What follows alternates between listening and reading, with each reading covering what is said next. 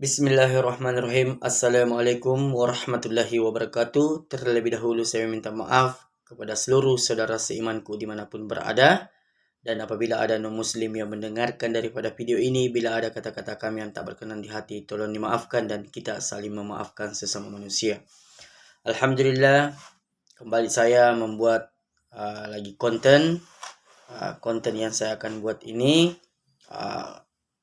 khususnya kepada pribadi saya sendiri, semoga akan bermanfaat untuk pribadi saya sendiri dan untuk kita semua bagi yang mau mengambil hikmah dengan apa yang saya sampaikan.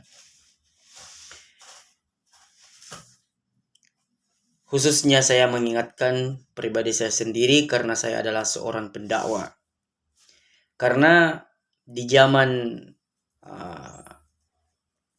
modern ini ataupun di zaman akhir ataupun di akhir zaman ini, kita harus pandai-pandai dalam berdakwah. Karena kenapa?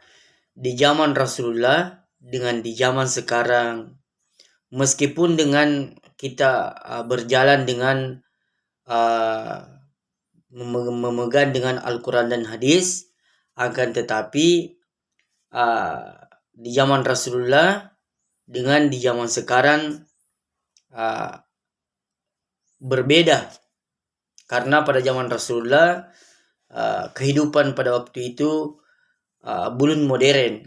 Dengan sekarang dunia ini semakin hari semakin modern.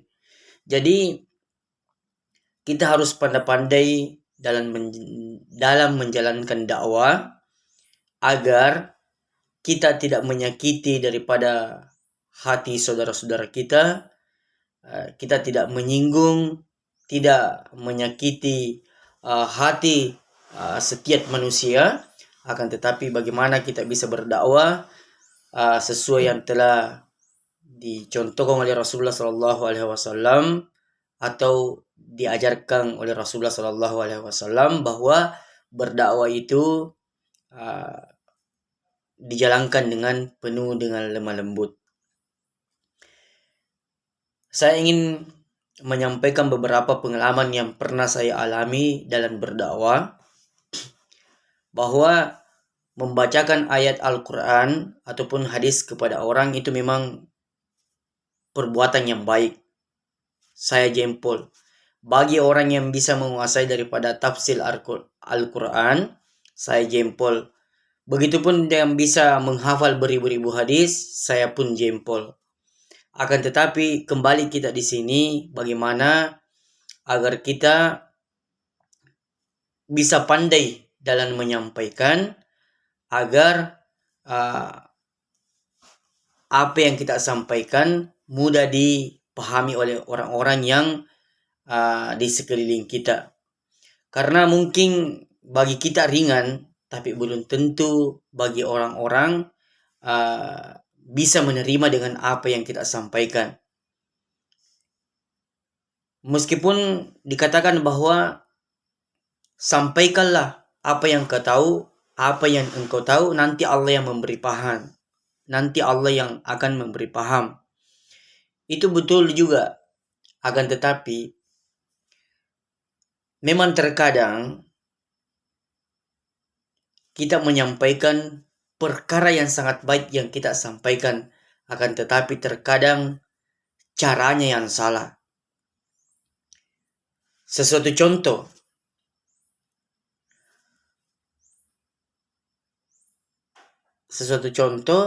dengan makanan. Taruhlah misalnya ayam. Ada orang yang memberi dengan menyodorkan dengan pakai tangan dengan seperti ini caranya, tapi kita makan. Ini adalah perbuatan yang baik.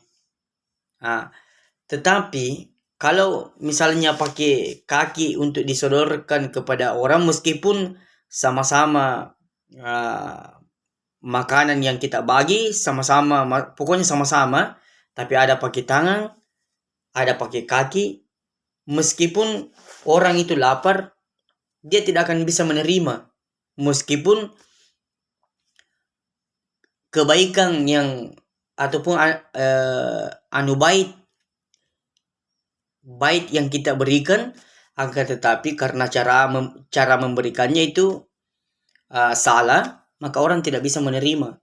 Begitupun dengan agama. Mungkin bagi kita mengatakan bahwa yang saya sampaikan ini ayat Al-Quran, yang saya sampaikan ini hadis, akan tetapi terkadang dengan cara menyampaikannya sehingga orang tidak mampu menerimanya. Jadi seperti ini saudara seimanku dimanapun berada. Karena di kampung saya pernah ada seorang pendakwa. Saya ini tidak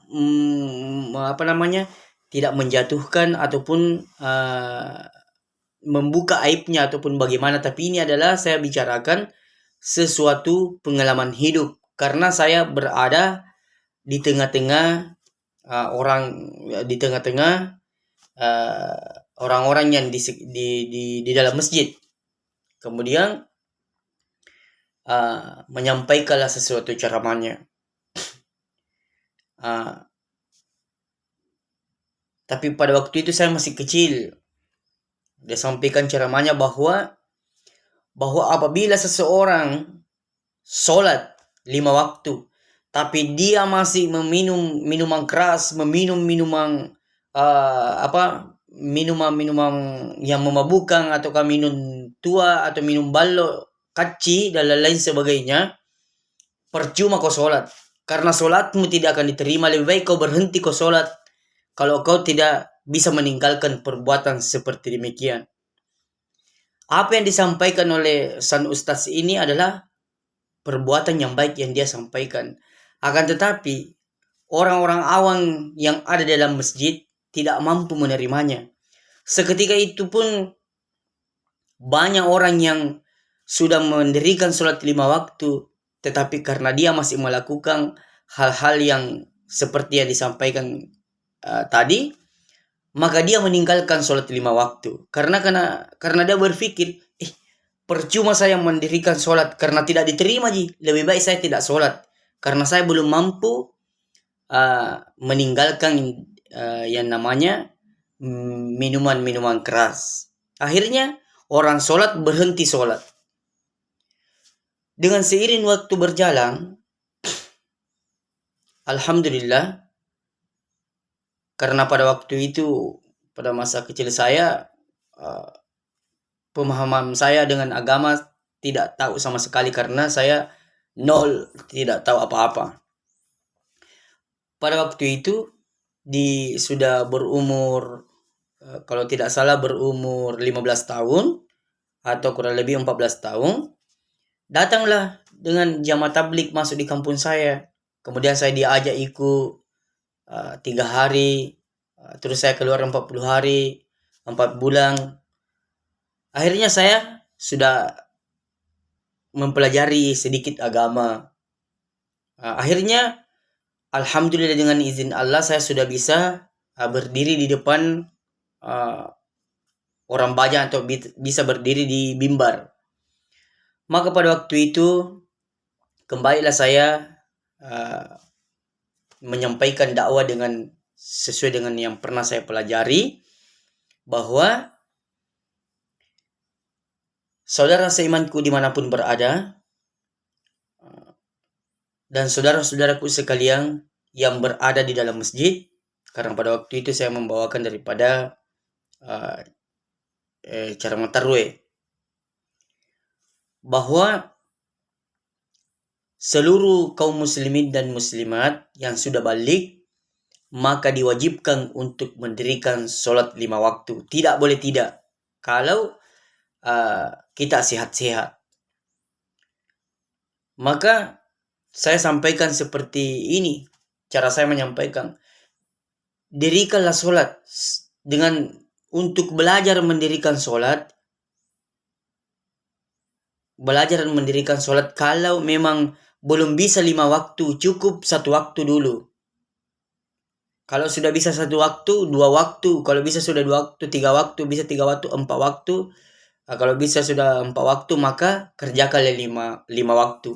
Jangan dipaksakan, tetapi dengan pelan-pelan. Kemudian Kalau orang minum balok atau minuman-minuman keras belum mampu meninggalkan seketika, maka belajarlah mengurangi.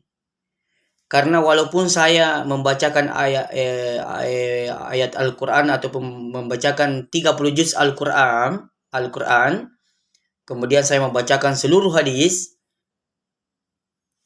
kalau bukan saudara sendiri yang menasihati diri sendiri, saudara tidak akan berubah. Jadi, nasihatilah diri masing-masing, karena saudara-saudara sekalian tahu jalan yang mana yang seharusnya yang dijalani, jalan yang mana yang baik yang seharusnya dijalani atau yang dilewati. Dan saya memberikan sesuatu gambaran atau contoh. Kalau memang belum sanggup untuk berhenti minum minuman keras, carilah waktu yang jauh jaraknya, baru tiba waktu berikutnya. Menjadi pertanyaan. Ada yang bertanya, kapan itu? Kalau sudah sholat isya dengan subuh jauh waktunya. Jadi ketika sudah sholat isya, minumlah. Saya tidak menyuruh, tapi ini untuk memudahkan bagaimana agar bisa meninggalkan, tapi tidak seketika. Maka saya sampaikan, minumlah di pada saat sudah sholat isya, tapi jangan terlalu banyak. Namanya untuk hobi, ya minimal 3 gelas paling banyak. Kalau memang masih salah-salah paling banyak 5 gelas. Karena apa-apa yang terlalu berlebihan pasti akan menimbulkan yang namanya haram. Makan nasi saja kalau berlebihan itu kan haram. Apalagi kalau memang ini adalah dilarangkan oleh Allah sehingga terus dilakukan. Maka orang-orang pun setuju. Maka dilaksanakanlah seperti itu. Setelah sholat isya baru dia minum. Dia kurangi. Akhirnya hari demi hari, bulan demi bulan, akhirnya saya tanya, Pak, kenapa tidak pergi minum balok? Mereka mengatakan haram. Saya tidak menyampaikan bahwa ya balok itu haram, minuman keras itu haram, tapi mereka sendiri yang mengatakan bahwa haram. Dan setelah mereka mengatakan haram, maka mereka meninggalkan dengan seketika karena dialah yang mengatakan haram. Kalau saya yang mengatakan haram, bisa-bisa Pak Jagur nak kasihkan atau nak undang. Tapi dengan cara saya seperti ini, dia meninggalkan dengan cara-cara yang saya sampaikan sehingga dia ikuti, akhirnya dia meninggalkan. Kemudian di kampung saya tidak dipertanyakan lagi karena rata-rata bisa dikata bahwa suka semua minum balok. Apalagi sebelum saya sampaikan dulu seperti ini, sebentar-sebentar ada lagi orang yang baku ribu dengan kalau orang sudah mabuk. Tapi sekarang alhamdulillah ketika dakwah sudah berkembang, orang-orang sudah mulai bertobat, akhirnya dia yang saling mengajak. Akhirnya apa yang terjadi saudara? Maka berkembanglah jamaah di masjid ramai. Mereka meninggalkan daripada minuman-minuman keras. Mereka meninggalkan hal-hal yang dilarang oleh Allah Subhanahu wa taala tanpa saya memaksa untuk meninggalkan hal-hal yang seperti apa.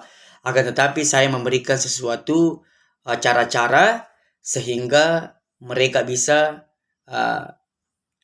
meninggalkan dan bisa meninggalkan larangan Allah dan mengerjakan perintah Allah Subhanahu wa taala. Jadi seperti inilah tata cara saya berdakwah, tetapi alhamdulillah mendapatkan hasil di kampung saya yaitu bertempat di Kabupaten Sinjai, Kecamatan Bulu Podo, Desa Bulu Telue, Kampung Langori. Bisa kita jalan-jalan ke kampung saya mempertanyakan bagaimana keadaan di situ. Karena pada waktu itu sempat itu setelah ada orang penceramah, orang hebat ini yang ceramah, orang hebat. Tapi karena caranya menyampaikan, yang walaupun yang dia sampaikan benar, tapi caranya menyampaikan salah, akhirnya sempat itu masjid nanti hari Jumat baru terisi. Sedih rasanya saya, tapi pada waktu itu saya masih kecil. Sedih saya rasanya. Pada saya sudah berumur 14 tahun, kemudian saya kena hidayah. Saya sholat di masjid. Terkadang bisa dikata bahwa nanti maghrib dengan Isya ada yang menemani saya beberapa orang, dan disitulah saya berjuang berdakwah, mengajak anak-anak yang umur 10 tahun 8 tahun menemani saya untuk mengajak jamaah-jamaah untuk memakmurkan masjid. Dan alhamdulillah sekarang alhamdulillah sudah makmur itu masjid, sholat 5 waktu, tidak pernah lagi kosong. Sedangkan pernah, karena gara-gara ada penceramah terlalu keras cara menyampaikannya, akhirnya masjid sempat pernah kosong, nanti hari Jumat baru terisi. Nauzubillahi min zalik. Inilah saudara-saudaraku sekalian dimanapun berada, saya tidak merendahkan kepada sesiapa saja, cuma inilah cara saya berdakwah dengan penuh dengan kelembutan. Dimanapun saya berdakwah dengan penuh dengan kelembutan, akan tetapi bisa mendapatkan hasil, saudara. Kalau terlalu keras cara kita menyampaikan, orang bukan semakin dekat, tapi orang semakin jauh. Jadi saudara seimanku dimanapun berada, sedikit pun saya tidak ingin ataupun tidak ada niat untuk saling menjatuhkan, akan tetapi ini adalah pengalaman yang pernah saya alami dengan cara berdakwah dengan penuh dengan kelembutan, sehingga tidak ada yang saling menyakiti, tetapi dengan cara yang sederhana, cara yang seperti ini yang saya lakukan bisa mendapatkan hasil, sehingga masjid dulu yang sepi bisa menjadi ramai, bisa makmur dengan izin Allah Subhanahu wa Ta'ala. Sekian yang saya bisa sampaikan, saudara. Kalau ada benarnya datanya dari Allah Subhanahu wa Ta'ala, ada salahnya datanya dari kepribadian saya sendiri karena saya masih belajar dalam berdakwah. Saya berharap saya dimaafkan dan saya beristighfar kepada Allah. Kita tutup dengan doa kepada majelis. Subhanallahi wa bihamdi, subhanakallahumma wa bihamdika, asyhadu an la ilaha illallah anta astaghfiruka wa atubu ilaik. Assalamualaikum warahmatullahi wabarakatuh.